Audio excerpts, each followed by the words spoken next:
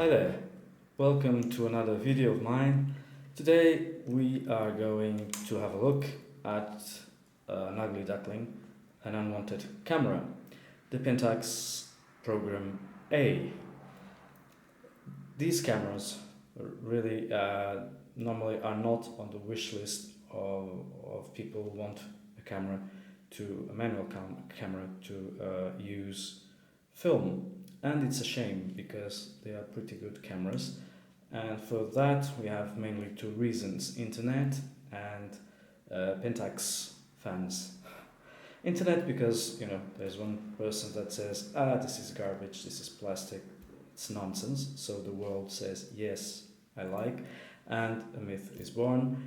And then we have Pentax people who really were disappointed and saw this camera as a very poor replacement for the ME-Super, and so they also don't like this. But this camera has its own strengths, and today I intend to show it to you. It's a camera that is very cheap to buy, and so it's worth a look. The camera is based on the ME-Super, and that's the problem. The ME-Super was a magnificent little camera with a design that was pure. It was very compact, and it was as good as the Olympus OM2 in terms of size, in terms of design, in terms of features, everything. The Program A is a different type of camera while being the same. The same because it is the same camera, it is the same body. Pentax just added on, screwed on, glued on, I don't know, these nasty plastic bits here to better grip camera, and here at the door. But the camera is not beautiful. It's far from the elegance of the ME-Super, but it's not that horrible as people would like you to think. It's just a normal black, a bit plasticky camera case, so the feeling of the finish of the ME-Super is gone, but the weight is more or less the same. The camera is basically the same camera. But the main difference is that the Program A, as the name indicates, accepts another exposure mode, which is program, and with Ka lenses, if I am not mistaken.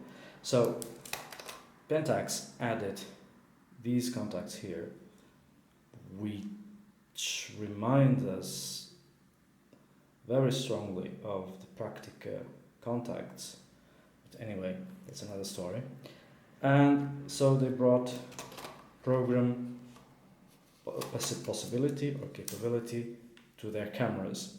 So this one has an extra exposure mode, which is all auto, and you choose your exposure mode just like on the ME-Super with the same dial. I have to depress this little tab here. Lock auto with Ka lens means that the camera will take charge of speed and aperture for you. With a non-program lens like this one, this is an M series lens, this corresponds to aperture priority only.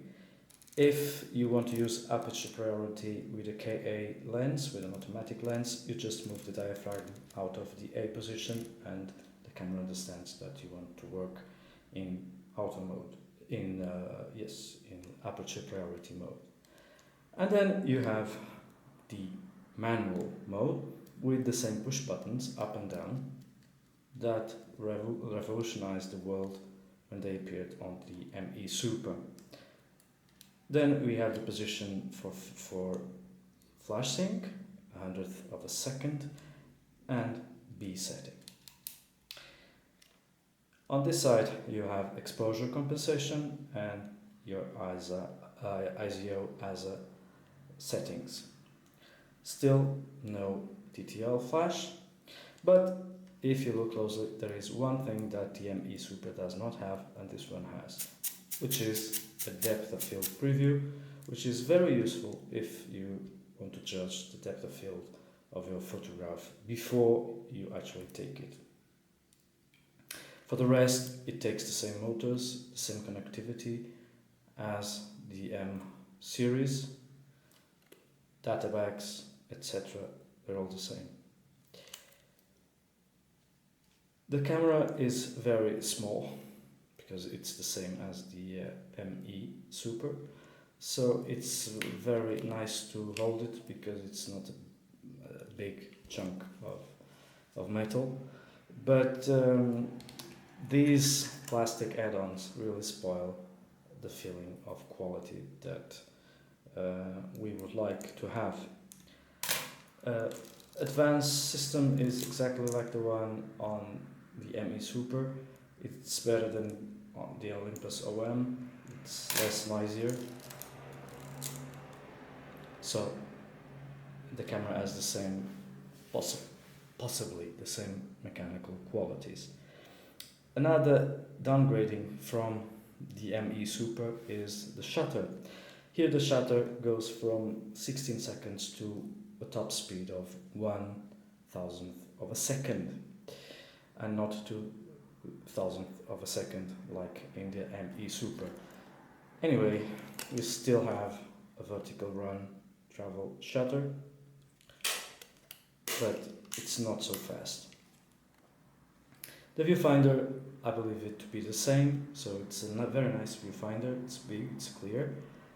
It shows the usually 92% of the image, like most Japanese cameras.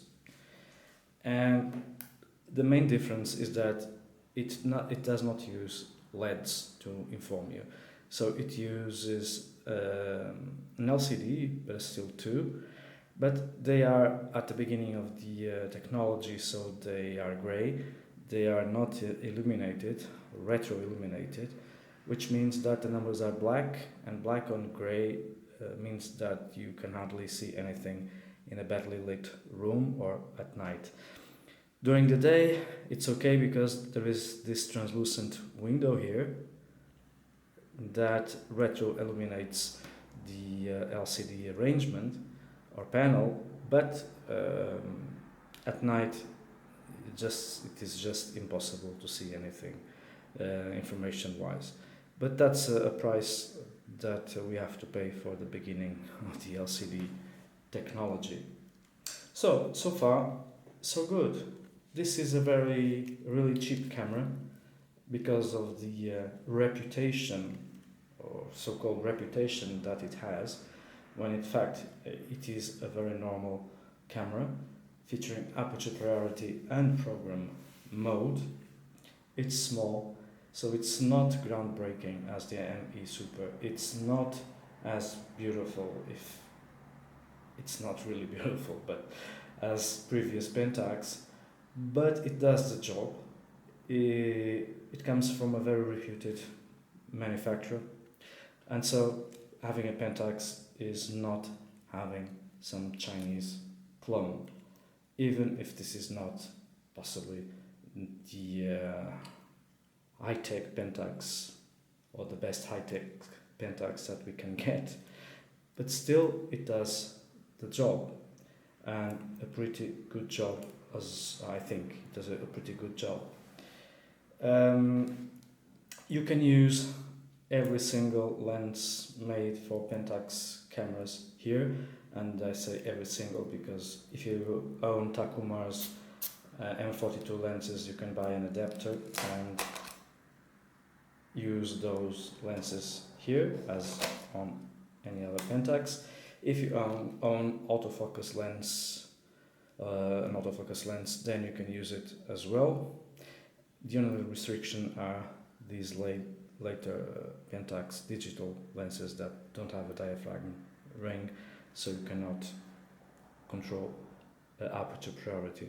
Although I haven't tried it because I don't have any of those lenses, I believe that the program mode will work on the Pentax Program A. So, in conclusion, this ugly duckling, can be an alternative, a great camera to introduce yourself to the Pentax world, to the film world, without ruining yourself. And if you are into that sort of thing of looking foolish, you don't look foolish with the Pentax Program A in your hands or taking pictures with it. This is not a ridiculous camera. We are not talking about lomography, so there is a boundary that we should not cross. So, in my opinion, this is one of the cameras that has been, people talk a lot about how horrible it is, comparing to, and they forget that this was an entry-level camera, and it was not the top of the range Pentax at the time. Of course, at the time we had the Olympus OM4, the Nikon FA, but this was not a camera to compete with them. And it also coincided, of course, with a period where finances at Pentax possibly were not at its best. But that's another story, that's none of our business. Our business is to take pictures, film pictures.